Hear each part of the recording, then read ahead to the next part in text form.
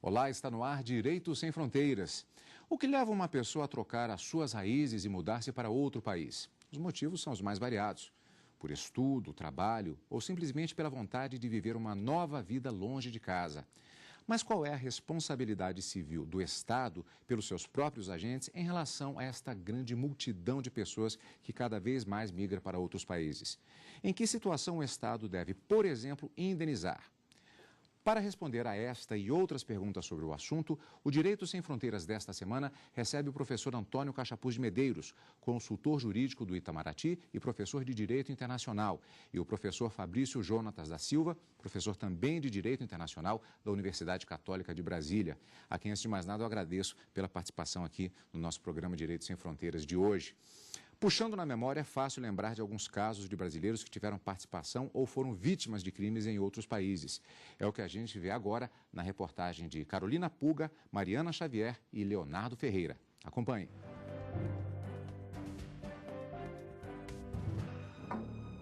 Era para ser mais uma partida de futebol, mas acabou em tragédia na Bolívia. Um sinalizador marítimo como este atingiu em cheio o rosto do garoto Kevin Espada, de 14 anos, que não resistiu aos ferimentos e morreu. Como muitos meninos, Kevin foi com o pai acompanhar o time do coração, o San José. De acordo com as investigações da polícia boliviana, o artefato partiu de onde estava a torcida do Corinthians. Como ninguém assumiu de imediato a responsabilidade pelo crime, 12 torcedores brasileiros foram presos. Alguns deles permaneceram por quase 6 meses numa cadeia da Bolívia. Mas nem todos os brasileiros são quem pratica os crimes lá fora não, viu? Como te mostra agora. Julho de 2005. Foi numa estação de metrô de Londres que um brasileiro perdeu a vida ao ser confundido com terroristas árabes. Jean Charles de Menezes tinha 28 anos. Trocou uma pequena cidade de Minas Gerais pela capital inglesa na expectativa de melhorar de vida. Um sonho interrompido no meio do caminho. A morte do brasileiro gerou muitas versões, sem que até hoje nenhum responsável tenha sido punido. A polícia britânica admitiu o erro e informou que confundiu Jean Charles com criminosos que participaram de um ataque terrorista nas estações do metrô de Londres 15 dias antes.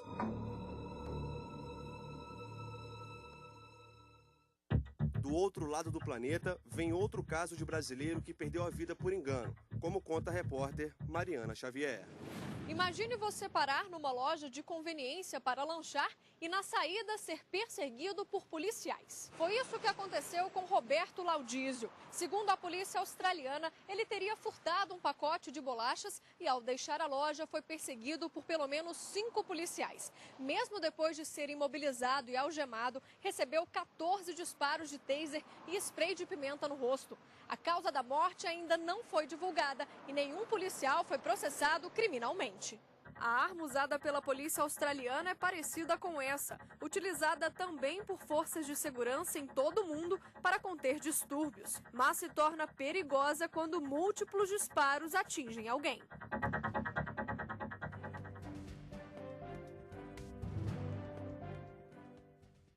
Bom, nós vimos que são diversos casos, do caso aqui, a maioria desses que foram demonstrados hoje, são histórias, infelizmente, com finais nada felizes. Mas essa preocupação com relação a populações diferenciadas, ou circulando, como foi o caso dos corintianos, como mostramos na primeira parte da reportagem, ou no caso efetivamente das migrações, como nestes outros casos que foram demonstrados, nós temos um recorte histórico nisso, não é, professor Cachapuz? Há um momento específico, particularmente a partir do século XIX, que começa a haver uma preocupação do ponto de vista legal com relação a essas populações migratórias. Exatamente. Em primeiro lugar, eu gostaria de cumprimentar o programa por abordar esse tema, um tema de grande atualidade, de grande importância, de grande interesse público. Porque hoje nós vivemos uma etapa na história da humanidade de uma circulação muito grande de pessoas, né? As pessoas já não se satisfazem mais em ficar nos seus próprios países e se projetam ao exterior por diferentes motivos, como a reportagem deixou claro. E essas situações são inevitáveis, ocorrem, né? E muitas vezes são vítimas de atos ilícitos no exterior ou causam atos ilícitos e se veem envolvidas, né, porque estão sob uma jurisdição estrangeira.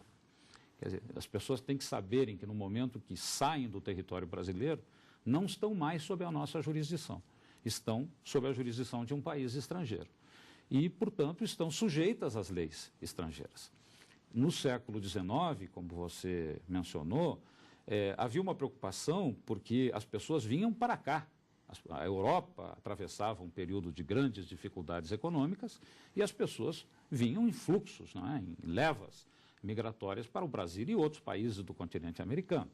E havia uma grande preocupação, porque os países europeus, né, naquela sua posição de países mais antigos, velhas potências coloniais, queriam que essas pessoas ficassem sob a sua proteção e não sob a proteção daqueles países que elegeram para se transferir. Então surgiu a famosa cláusula Calvo, de um jurista argentino, que dizia justamente que essas pessoas vindo para cá estavam só sob a jurisdição dos países americanos e não mais sob a proteção dos países europeus. Nós conversávamos antes do início da nossa gravação e nós falávamos exatamente a respeito do fato de que, particularmente o século XX, é apontado como o século que, meio que aos trancos e barrancos, ou bastante aos trancos e barrancos, muitas questões surgiram e se tornaram presentes, apontado até, de certa maneira, como o século do direito, na medida em que a questão dos direitos humanos passou efetivamente por uma discussão. Após a Segunda Guerra Mundial, nós tivemos uma grande preocupação com isso. E poderia-se esperar que talvez essa discussão levasse, até pelo impacto tecnológico dos meios de comunicação, a uma alteridade maior, como se discute agora em pleno século XXI. Parece que não é bem isso que acontece, os conflitos continuam acontecendo. Dentro dessas relações de conflitos, da forma como o professor colocou inicialmente, você tem um tema muito relevante, no entanto, pouco discutido, pouco apresentado. Nós não temos, assim, temos poucas doutrinas. E é um tema hoje que você traz extrema relevância, relacionando aí os conflitos internacionais, onde a gente traz a necessidade de proteção por parte dos países sobre os estrangeiros, não só sobre os seus nacionais, sobre os estrangeiros.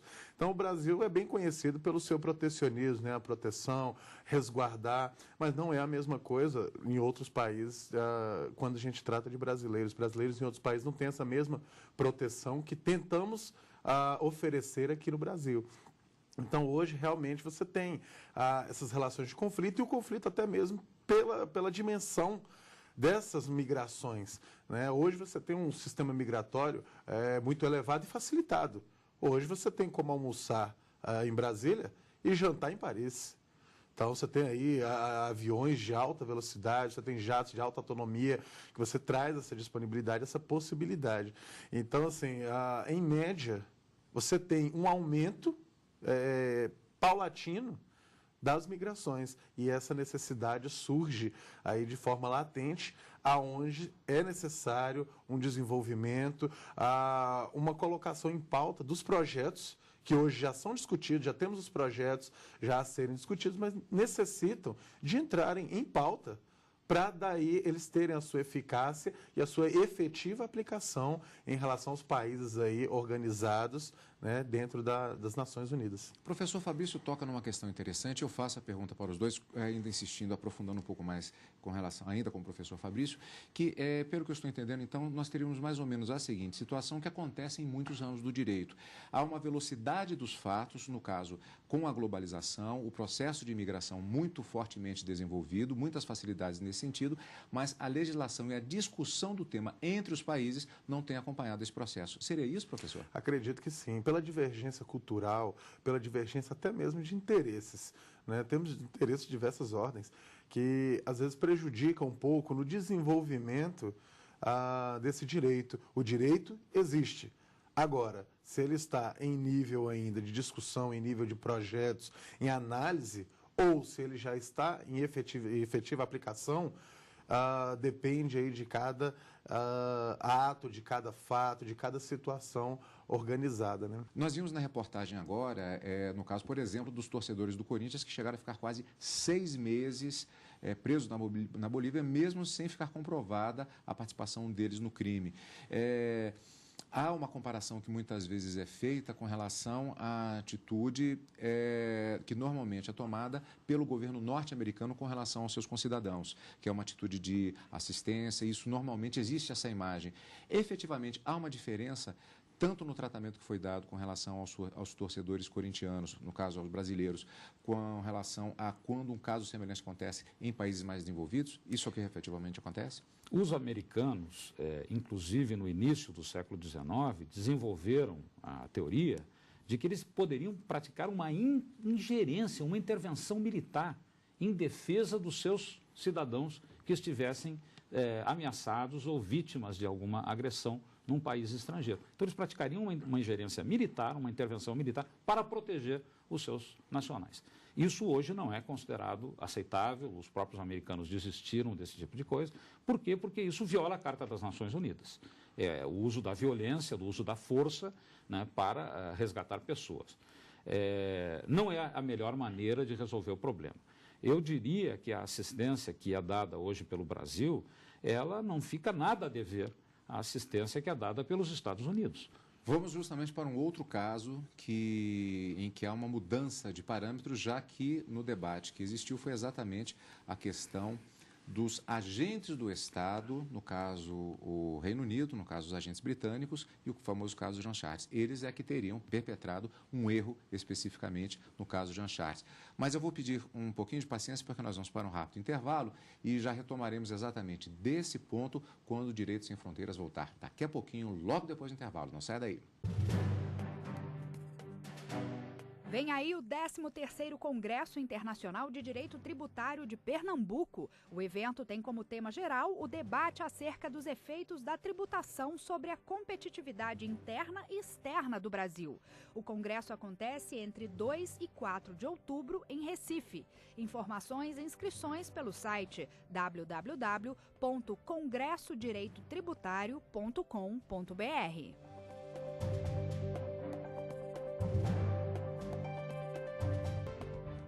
O Direito Sem Fronteiras está de volta. Hoje o programa fala da responsabilidade civil dos estados estrangeiros.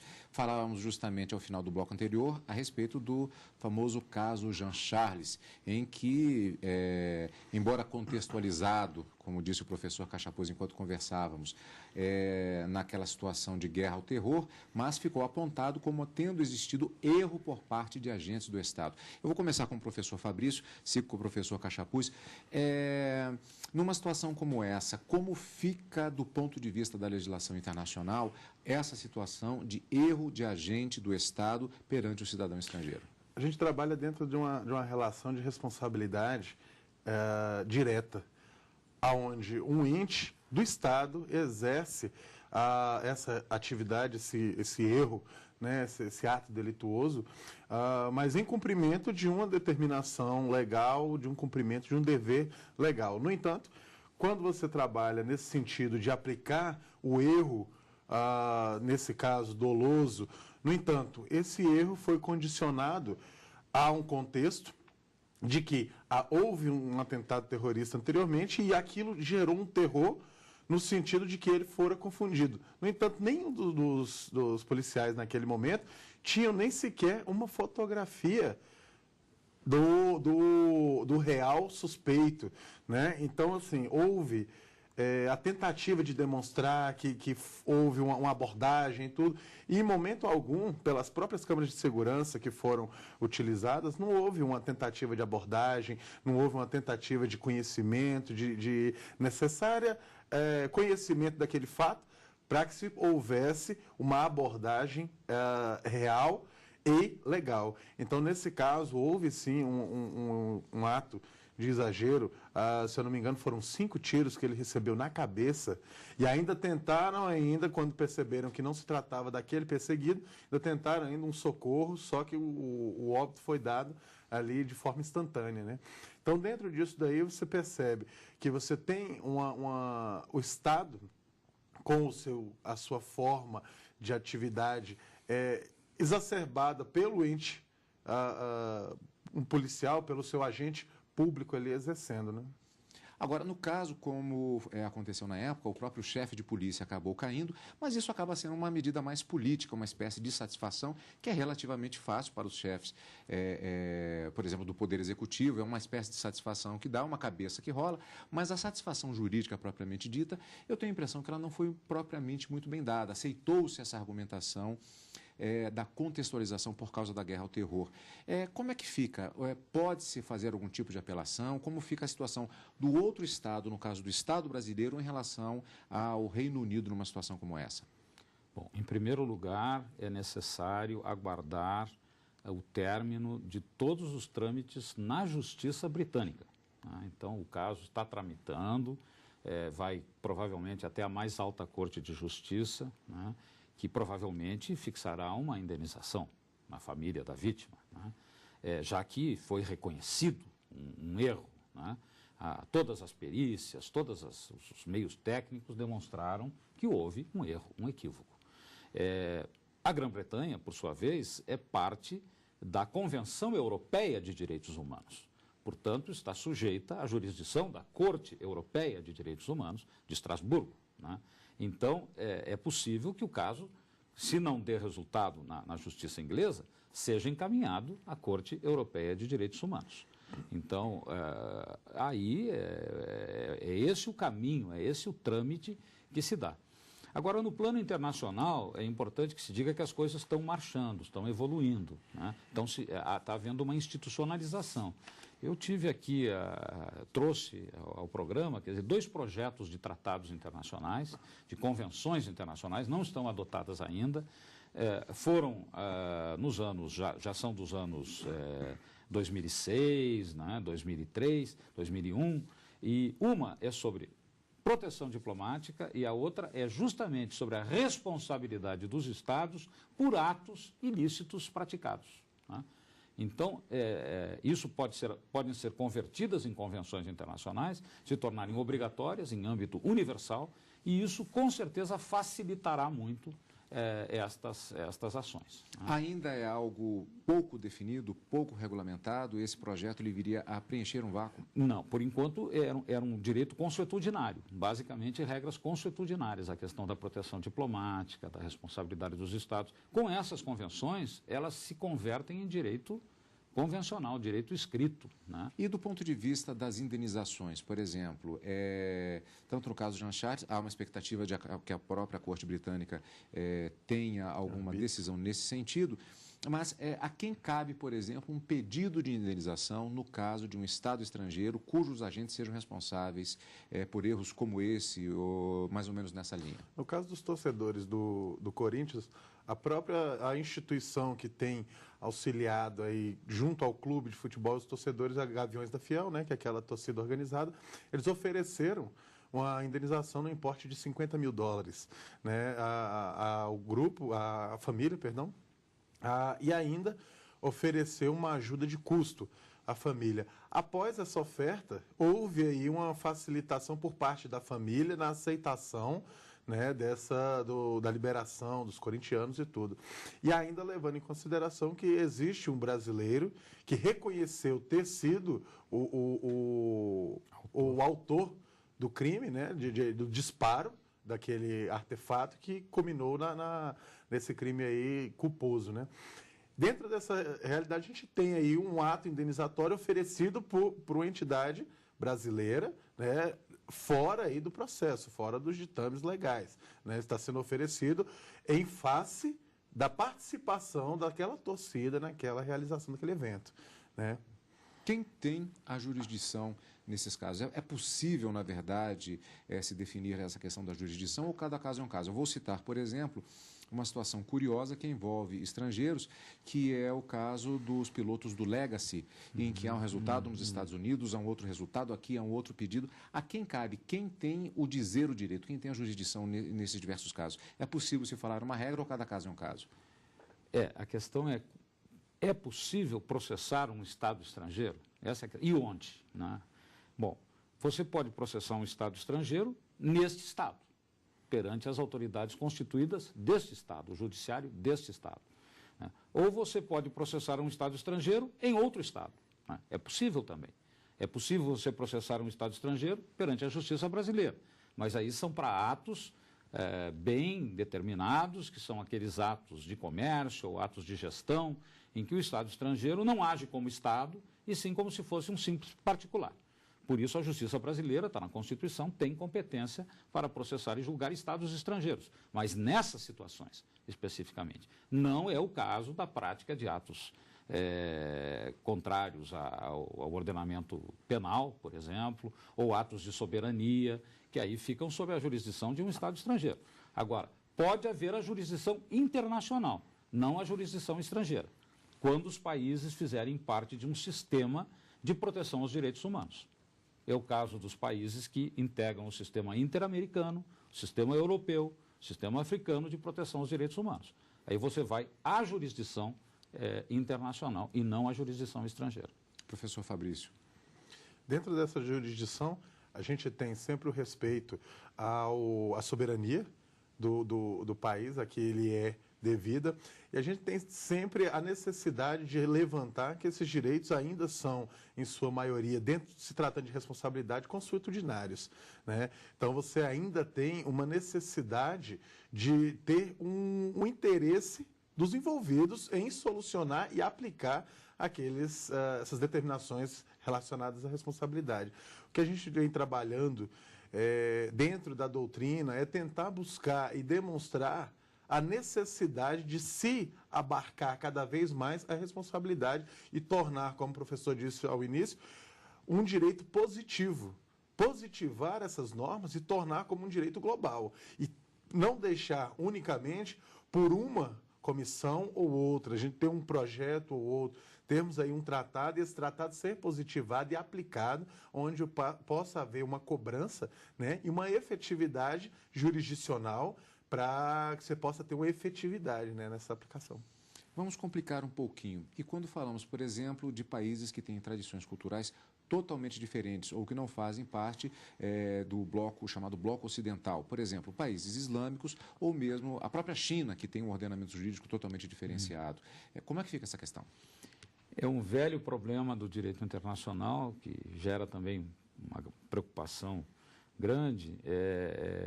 Havia no passado as chamadas capitulações, né, em que esses países, digamos assim, entre aspas, exóticos, né, que têm um direito próprio, muito influenciado pela religião, os estrangeiros que ali estivessem, não ficariam subordinados às leis locais, mas sim às leis dos seus próprios países, e seriam julgados nos seus próprios países. Isso houve no passado, os chamados tratados de capitulações. Arábia Saudita, China, como você mencionou. O próprio Brasil, ainda no tempo do Brasil Império, tinha tratados de capitulações com a China, parece mentira. Então, os estrangeiros viviam num enclave, né, e qualquer ato ilícito que praticassem seria julgado no seu próprio país. Isso não existe mais hoje. Então, penas aplicadas em países islâmicos, para nós, são consideradas penas degradantes, penas cruéis, né?